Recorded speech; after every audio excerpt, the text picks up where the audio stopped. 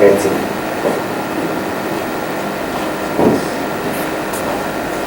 Onda će vam je doći. Sutra, da. Dobro, sutra onda je da. Evo, kad je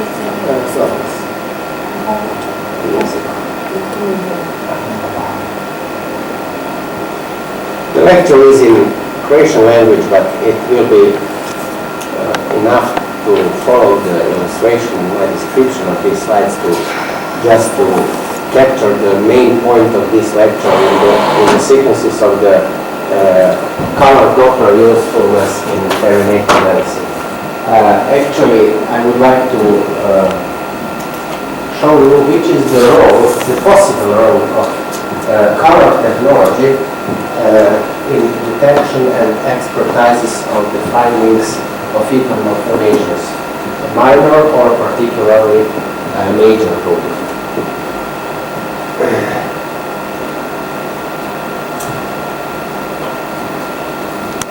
I've told you on the beginning of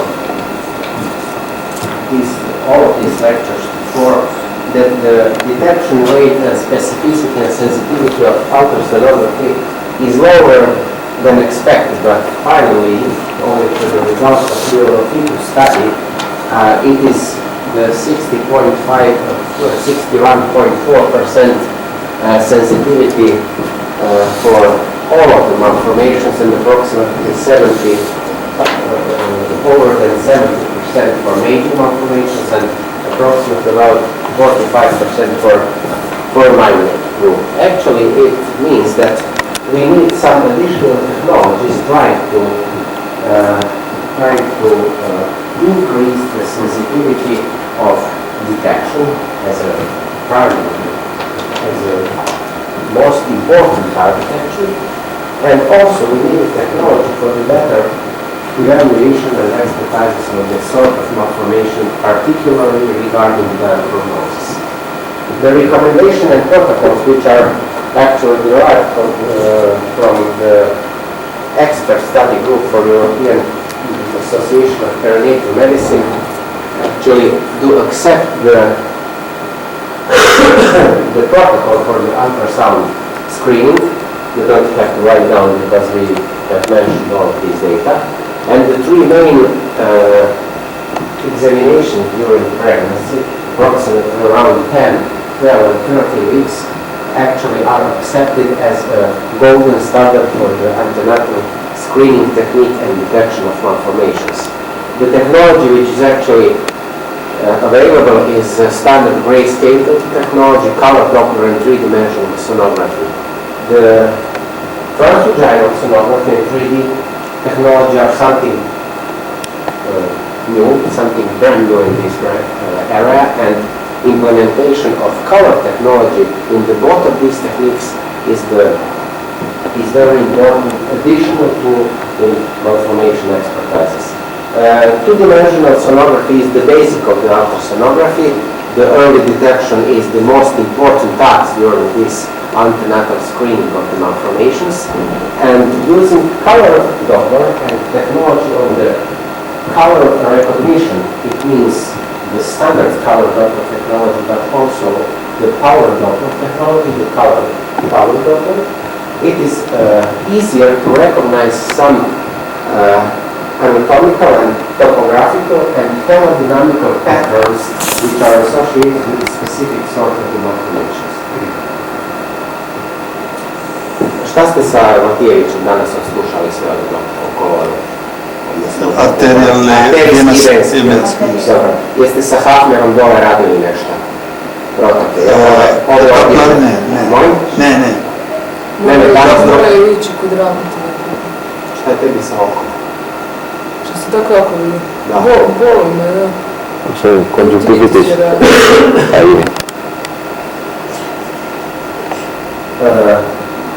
Which is actually the role and where is the real place, the rational use of the color Doppler in the field of the fetal malformation detection and fetal malformation assessment.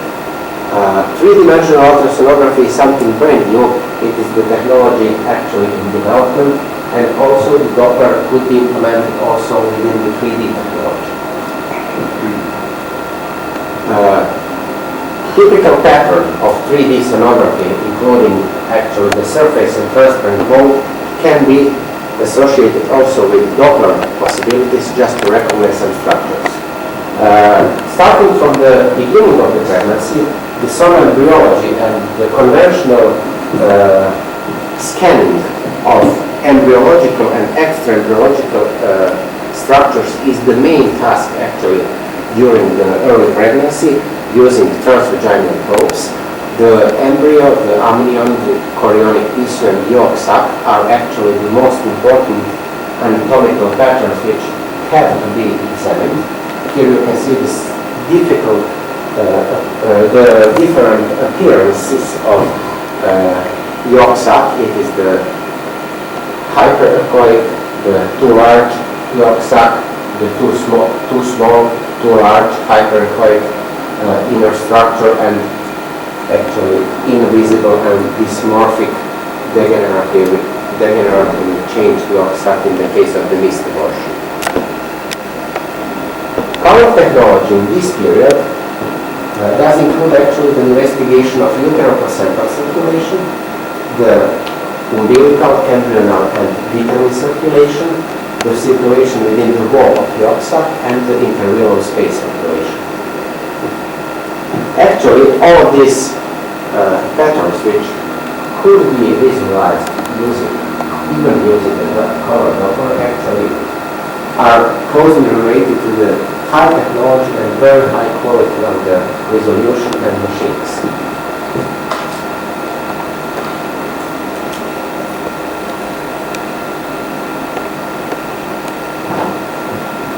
Detection and ultrasonically detectable markers of chromosomal malformation are also the part of this first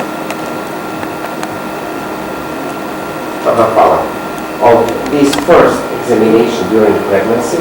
Here you can see the very well-known finding of newborn translucency, but not only of newborn translucency. What is this? Physiological herniation. Midgut herniation. Comparing this conventional 2D sonography, you can recognize the very important things, the differentiation between amnion and the top of the skin. Color Doppler technology can be also used during this period of pregnancy, means at this scan in the screening window between 10 and 14 weeks, for the recognition and targeted examination of very early venous return within the embryo on the level of ductus venosus, which is the marker, the ultrasonically and hemodynamically detectable marker of possible chromosomal defect, particularly trisomy 21. Actually, the appearance of the increased nuclear translucency is in a correlation with pathological venous return. It is a normal pattern from the ductus venosus with a high level of diastolic flow with a typical double peak-shaped sonogram. But if we do have a condition with venous return, it means that the diastolic flow in this ductus venosus will be decreased to the zero, or we will try to recognize even the reverse flow in this A, B, C component of the sonogram. It is highly indicative for the venous return, for the venous congestion, which is in the relationship of and development of this increased buccal translucency. Actually, increased buccal translucency is the collection of the residual liquid in the region of the posterior neck, and these two patterns are actually very early indicators of the possible heart defect and early heart congestion.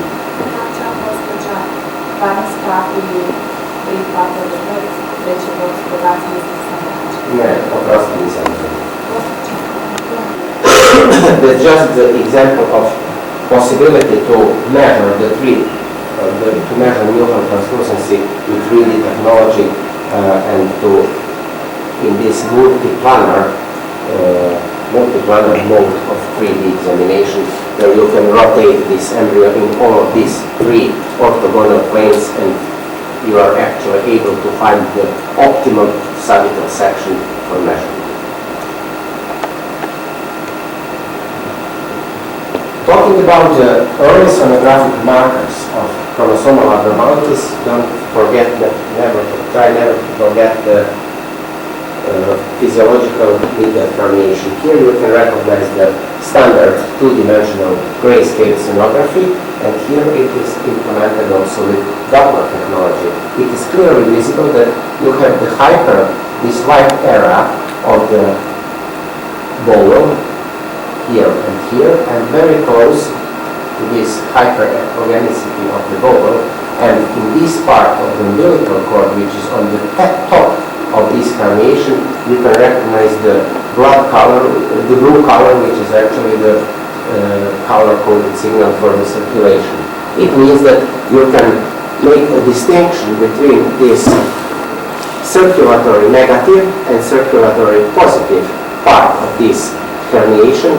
It is not a vessel, it is not a part of the umbilical cord, it is the herniated bowel within this herniated sac, and the umbilical vessels are here very close within the herniation sac, and on the top continuing downwards with umbilical cord. It is completely difficult to perform the distinction like this one without a color flow imaging if you compare with this standard 2D sonography, grayscale 2D sonography.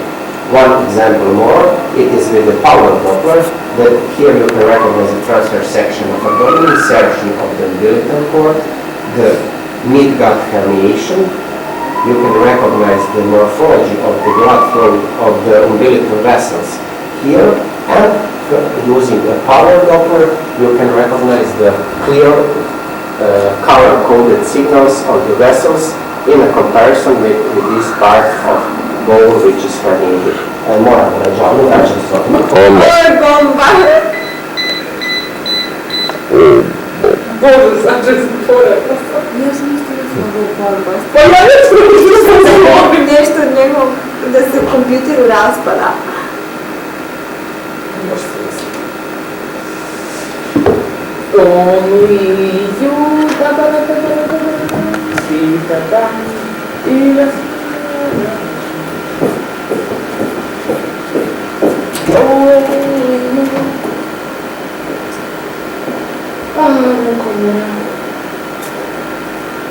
Što te muči Ano?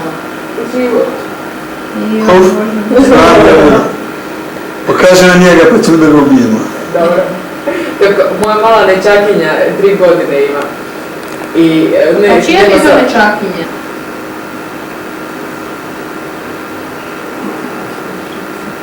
Physiological mid-gut herniation during the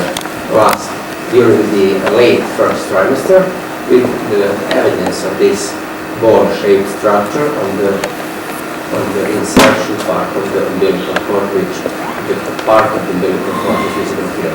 It is the real finding of the omphalocele late in pregnancy. It is larger than this physiological mid-gut herniation. There is a clear, evident this ball-shaped structure in front of the anterior abdominal wall. When we speak about the malformation of gastrointestinal organs, then we will stress out that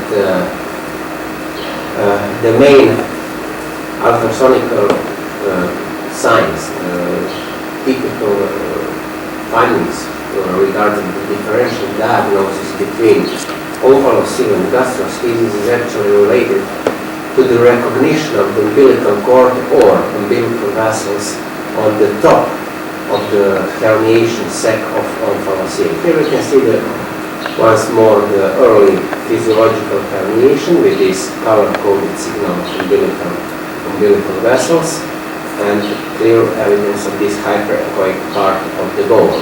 Later in pregnancy, we will have some cases also of the very large omphalocele. You can recognize that this omphalocele has well as big as this abdominal circumference, and on the top of this omphalocele, of this sac, is the umbilical cord with clearly visible vessels owing to these color-coded signals.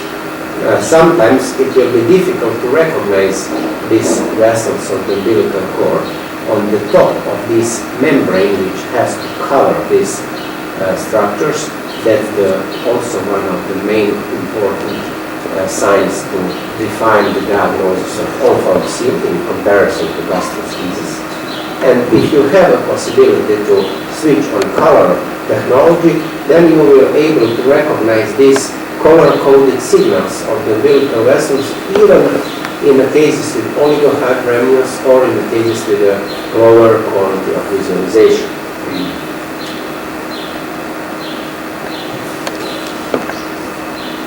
Wiku, try to describe this picture. The side of the peritoneal cavity. What is this? Acid test. It is a free fluid within the peritoneal cavity. Here it is the skin. And what is this? Omphalocele. Maybe, maybe not. Probably umbilical cord. It is actually umbilical cord. It is not an omphalocele.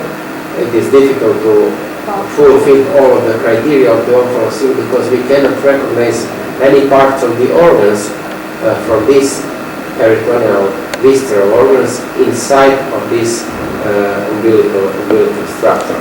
But try to compare these two pictures. Which vessel is this one actually? Which is this? Umbilical. It's very good. It is umbilical vein. It is umbilical vein, and here you can follow this color-coded signal. It is the umbilical vein, which is actually here inside of the umbilical cord, and here it is the umbilical artery. Yes. Between umbilical artery and umbilical vein, it is a free space of fluid. It's umbilical cyst, or it is not edema of umbilical cord, because if it is edema, it actually is generalized, and the whole umbilical cord is greater than normal. But it is the isolated cyst between the vessels of the umbilical cord. It is not a herniation, it is not omphalocele, but it is only a simple, relatively large cyst between these vessels inside of the Warthin gel. What do you think? Which is the etiology of this cyst? Omphalomesenteric, maybe. Try to connect it with this finding here. It's close to the abdomen. So it's close to the abdomen, and it is actually, it's one side, it is one thing which you have to mention. It is not clearly visible from this picture, but I remember this case. It is not clearly visible the communication between this part of this fluid and this part of the fluid. But actually, on one small part, it is the communication between the liquid here and the free fluid inside of the peritoneal cavity. So, it is the case of parvo B19 infection during pregnancy, associated with the polyhydramnios and the extreme fetal cytus, and this part is maybe the etiology of this cyst is actually the high pressure of the intraperitoneal liquid of this ascites actually is the reason to move a part of this liquid and free fluid liquid inside of this basement part of the umbilical cord. So it is not an isolated cyst, and the communication is very tiny. It is maybe a few millimeters visible, but it was clearly evident during the examination. That means that we have anterior wall defect. Or fistula. No, I think that the etiology of this actually is the hyperdistension of the anterior abdominal wall and the high pressure of this of this peritoneal fluid inside of the peritoneal cavity. That's the reason why this insertional part of the umbilical cord is so wide, and that this part of the fluid inside of this basement part of umbilical cord. The blood flow is normal without any higher resistance and pulsatility indexes, which should be actually related to the to the compression of the umbilical vessels. Tell me. Is that Cranberry syndrome? Is that? Cranberry syndrome. No, it's not. No. Actually, it is primary from the definitional point of view. Cranberry has to include in its definition the complete atrophy of the muscular part of the anterior abdominal wall. So the prune belly with this complete atrophy of the muscles of the anterior abdominal wall will appear very early in pregnancy. It is necessary for an etiological factor actually to start with compression and hyperdistension of the anterior abdominal part very early in pregnancy if you have to, if you want to expect and to find the complete atrophy of these muscles. If the distension of the anterior abdominal wall will start during the second or in the late second trimester, then it is very low possibility that the complete atrophy of the muscular part of abdominal anterior wall will happen. So this finding of prune belly syndrome is in the vast majority of the cases related to the very early pregnancy, to the late first or early second trimester. Jel vam jasno? Yes. Da bi govorili o pravom prune belly, dakle, koji mora zapravo u svojoj definiciji sadržavati kompletnu atrofiju prednje stijenke, što ne znači čak samo muskulature, nego atrofiju i distenziju tako da je ona transparentna, to podrazumijeva zapravo nastanak prvo rano i kasni prvi i rani drugi trimestar. Vi znate da dijete u kasnom drugom trimestru ili početkom trećeg trimestra s jednom ovakvom parvo-BD19 infekcijom i ascidesom, kad tako dijete porodite, to će biti zvana normalan izgled kože, samo će biti hiperdistendiran trbuh. To neće biti lividno, ljubičasta, transparentna prednja stijenka kroz koju ćete vidjeti tekućinu unutra, osim ako nema defekta prednje trbušne stijenke. Prema tome, taj prune belly zapravo podrazumijeva maksimalno istanjenu, transparentnu, lividnu prednju trbušnu stijenku i stanjene kože bez išta muskulature i veziva gdje praktički gledate u tu tekućinu nakupljenu unutra kroz vrlo tanak distendirani sloj kože i ispod toga peritonu i gotovo, to je to. Ali on može, isto tako prune belly može da bude u velikom procentu rezultat poremećaja zadnjih valva. That's the most common etiology. Alessandro, which is the most common etiology for prune belly syndrome? Is it the prune belly regarding the incidence? What do you expect actually? The higher incidence of the prune belly in the male or female babies? Why?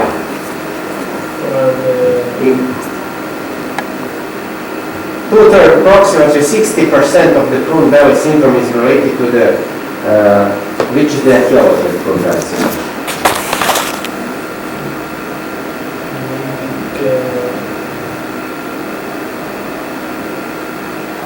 Hyperdistension of the anterior abdominal wall because of the retention of the urine in a dilated urinary bladder.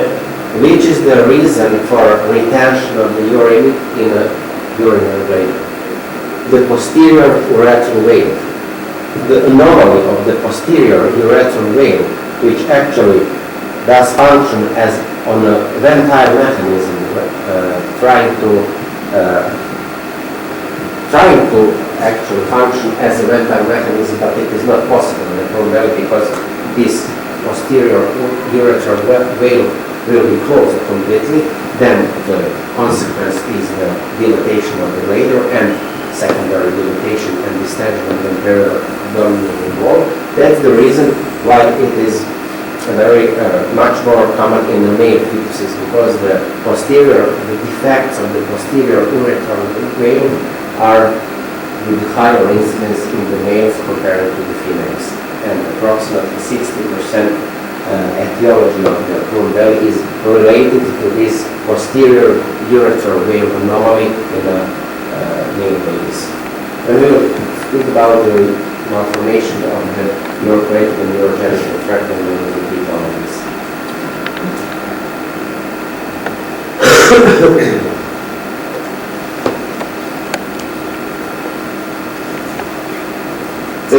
Cystic hygroma, one of the markers for the aneuploidies in the early second trimester, clear evidence of this separated and septated cystic structures in the lateral portion of the neck in a very early stage, and finally later clearly visible as a bilateral septated collection of the fluid with a very fine skin on the top and the clearly visible septation between these fluid collections. Very early appearance with the conventional 2D sonography. We can recognize a small cystic inclusions here, a very small amounts of the fluid which are collected actually in this posterior nuchal part of the skin. Here on transverse section is clearly visible that this collection of the fluid are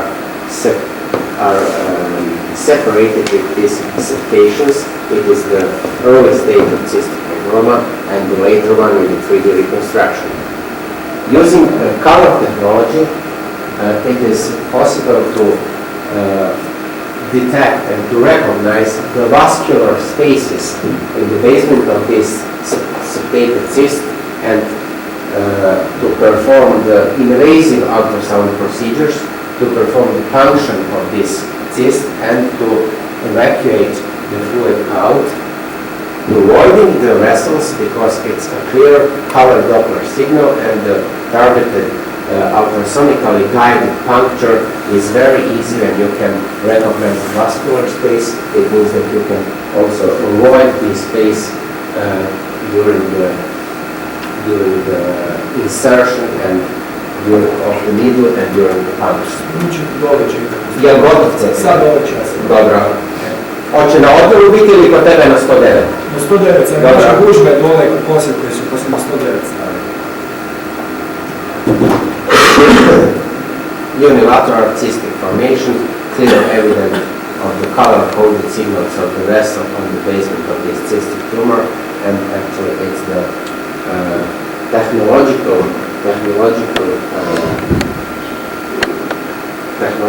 ability is much better during the invasive procedure owing to this color Doppler recognition of the large vessels. What about the resistance index of cystic hygroma?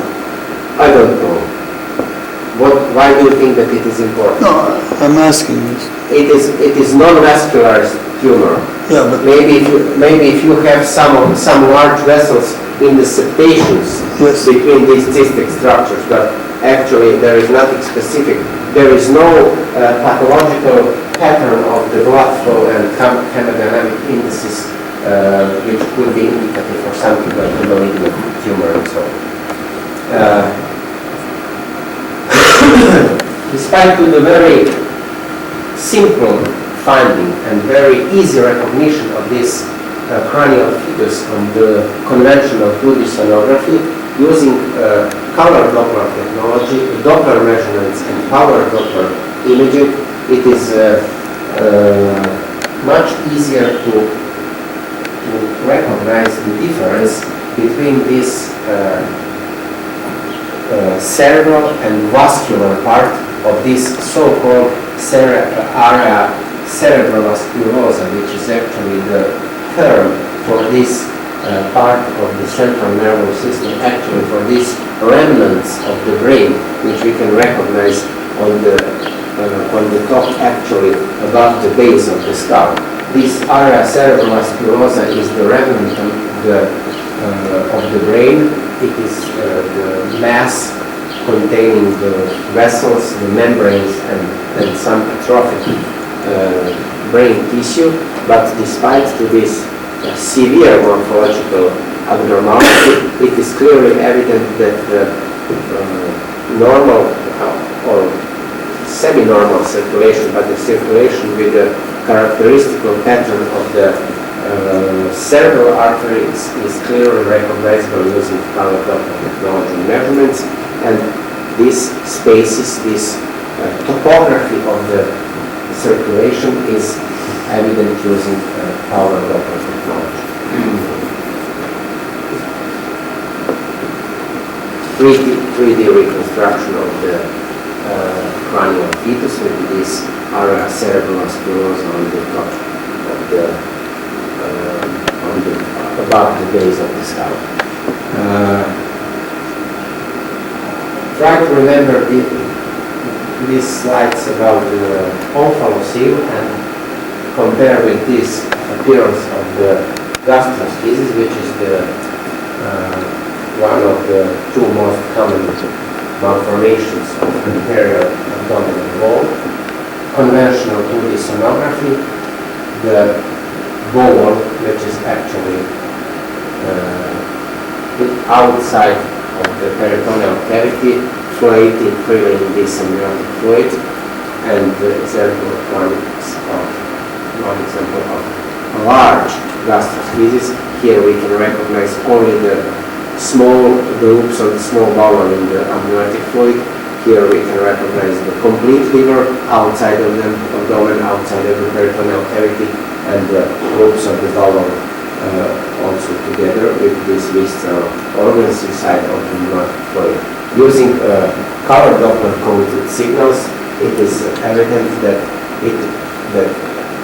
does exist actually the connection on the level of this omphalomesentérical circulation, connecting this interior part of the mesenterial radix together with the circulation between the loops of the bowel and the liver. What is this here?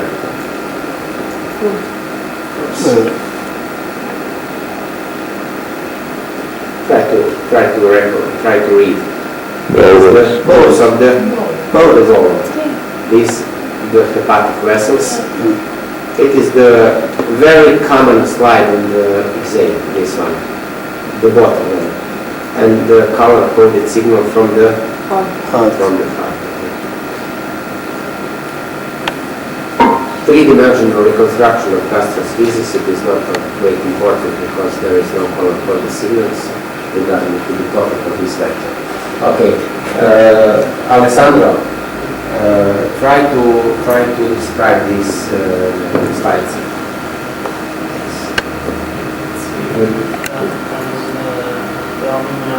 Okay, it is a transverse abdominal scan. Okay. What can you recognize on this scan? It's a spine and two hypoechoic structures. Okay. This one is, it should be a bowel or a stomach. Which one? A bowel or a stomach? If we have occlusion or the atresia of the duodenum, then the stomach is, if we have two different bubbles, the greater one and the smaller one, the greater is always the stomach. Yes, in the vast majority of cases, because this atretic part of the duodenum is much smaller than the stomach, and the stomach is a larger structure which will be filled with liquid, with amniotic ingest amniotic fluid, and the dilatation will be larger on the level of the stomach than at the level of this small atretic part of the duodenum. Here are the longitudinal section, it is clearly recognizable stomach and the duodenum, and the connection connection is not visible here, but if we would like to confirm the diagnosis of the double bubble and of the duodenal-atrasia, then we have to confirm this communication on the level of the pyloric sphincter. Using a power Doppler or color Doppler technology, you will be able to recognize even the movement of the fluid on this part within this pyloric communication, and it is the clear evidence that these two structures are connected together, and the smaller one is atretic duodenum and the larger one is highly extended stomach. And one more here is clearly clear evidence of the movement of the liquid on the level of the pyloric communication.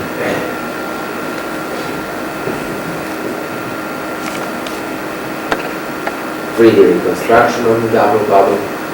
Okay, if you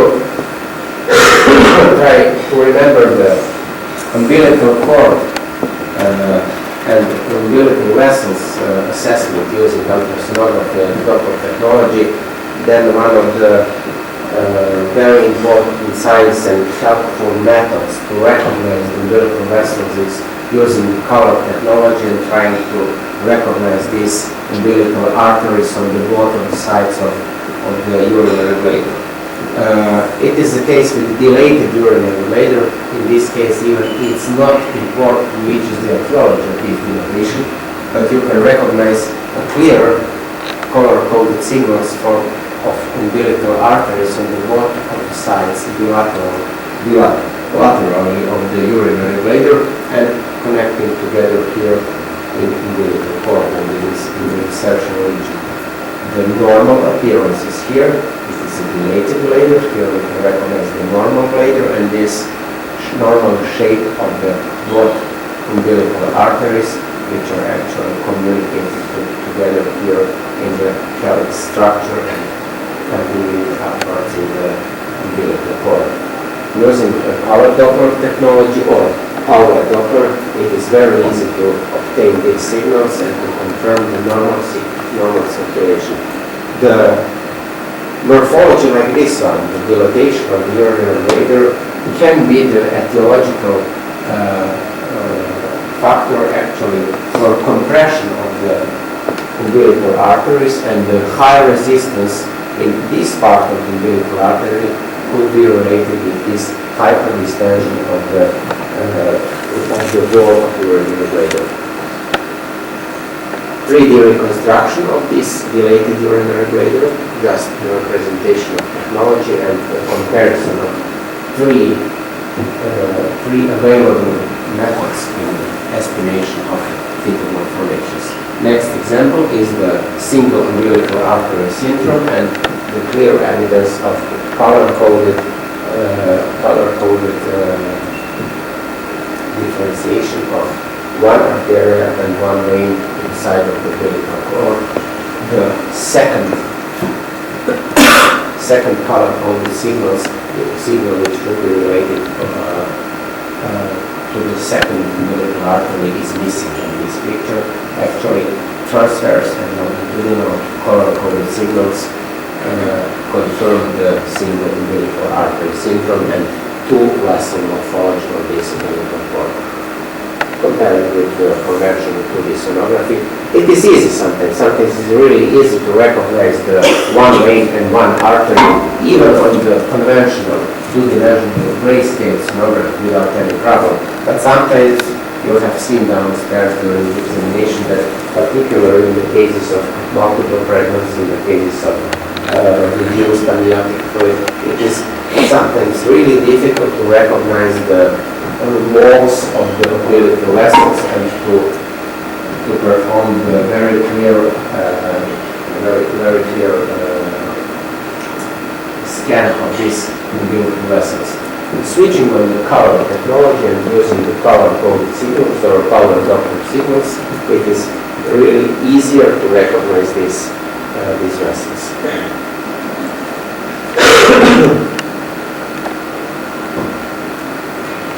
Next example, I think that we have seen the first one previously. Then we have the dilated bladder and the umbilical arteries on the both sides of this urinary bladder and try to compare with the single umbilical artery, which is visible actually on the lower part.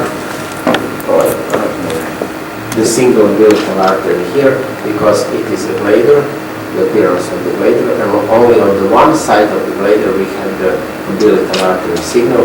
It is missing on the opposite side in a comparison with these normal findings, where we have actually the umbilical arteries color-coded signals on the both sides of the urinary bladder.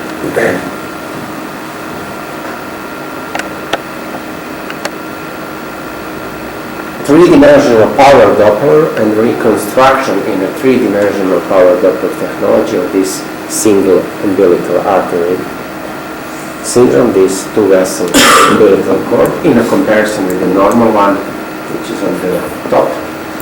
The insertion of the umbilical cord,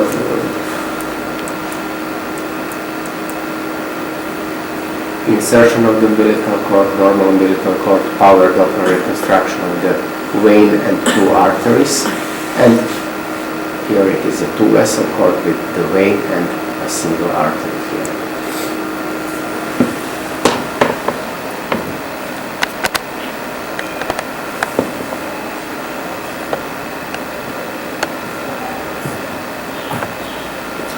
Actually, you don't need color Doppler technology to recognize that it is a sacrococcygeal teratoma in this fetus.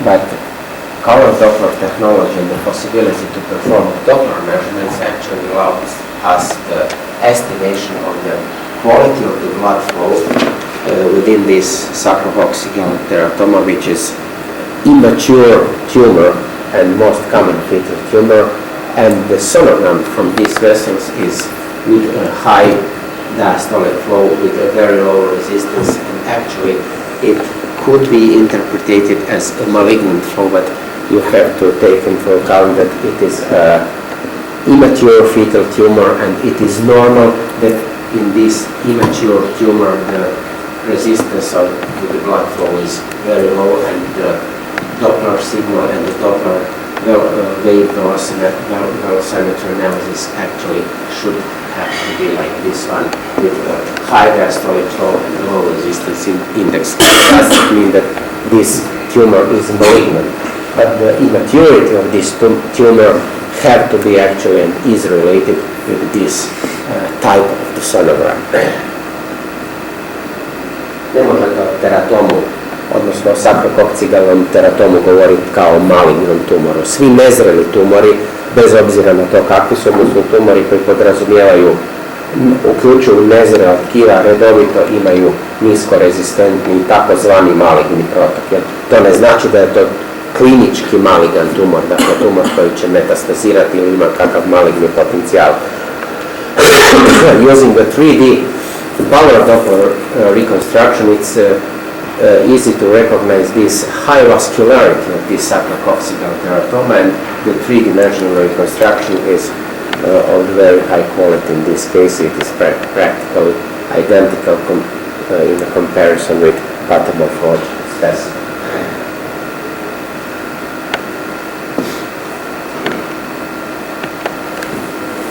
I think that it is the last one. Yes, it is.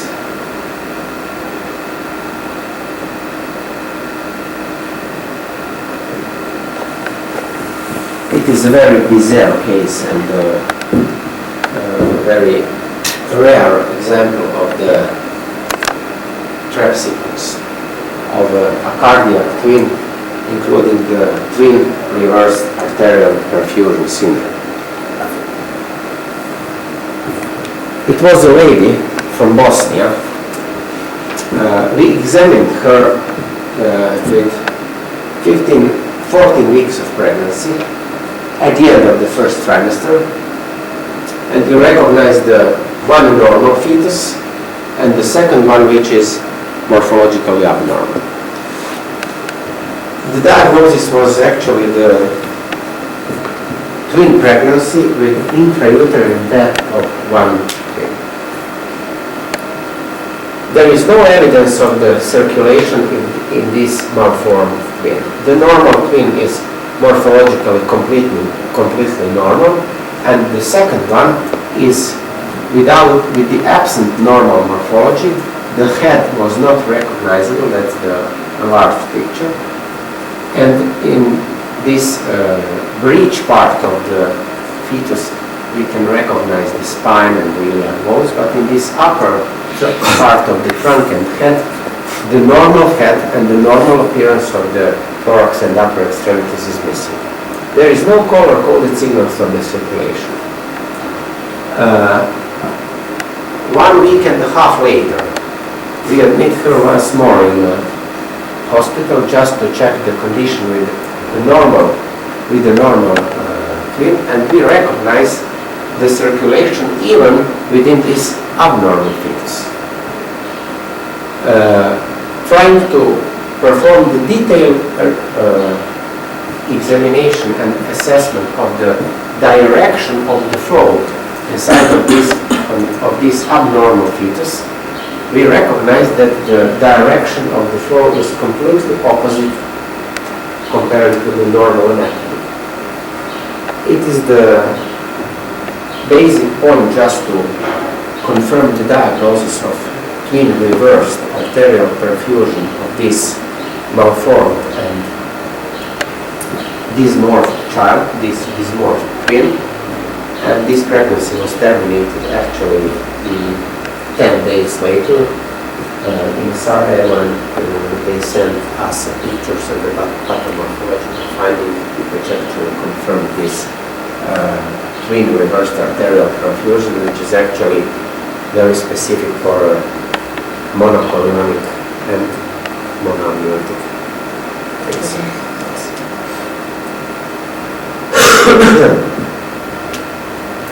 It is very rare condition, and actually the first examination was highly suspected that maybe both of the babies are chromosomally abnormal, because one of them, they are monochorionic and monoamniotic, and one of them is completely abnormal. The second one is normal, and actually in the differential diagnosis you have to calculate also with the chromosomal abnormality. But after we recognize this completely abnormal and completely abnormal direction of the blood flow, and this delayed appearance of this abnormal direction of the blood flow within this abnormal fetus, it is actually correlated with this diagnosis of TREP and cardiac sickness. Very important thing, there is no evidence of the fetal heart rate activity within this malformed fetus. The only color-coded signals which we got actually are from the great vessels and one part of the chorial vessels on the top of the chorial tissue, and the direction was in opposite direction in comparison with the normal anatomy of these vessels and normal and proposed normal anatomy of this malformed twin. The 3D reconstruction, you can recognize actually it is the secondary condition, it is the degenerative consequence of this pathological hemodynamics, the anasarcoendocytis in this twin. You can recognize the contours of the bones, and this is the hydrotic skin and hydrotic subcutaneous tissue and the skin.